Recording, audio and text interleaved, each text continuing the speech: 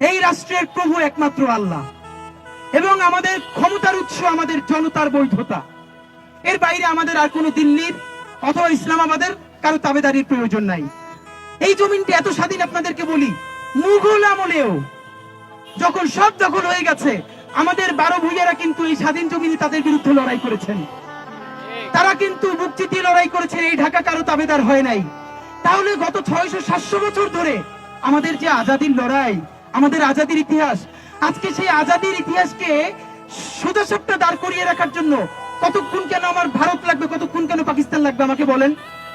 আমাদের সবাইকে লাগবে, প্রতিবেশী হিসেবে, প্রভু ছাড়া আর কাউকে লাগবে না। এইখানে যত পার্সেন্ট মুসলমান হোক, সংখ্যা আমরা বলবো না, আমরা তাওহীদবাদী মানুষ হিসেবে এই রাষ্ট্রের প্রভু একমাত্র আল্লাহ এবং আমাদের ক্ষমতার উৎস আমাদের জনতার বৈধতা। এর বাইরে আমাদের আর কোনো দিল্লির অথবা ইসলামাবাদের কারো তাবেদারির প্রয়োজন নাই।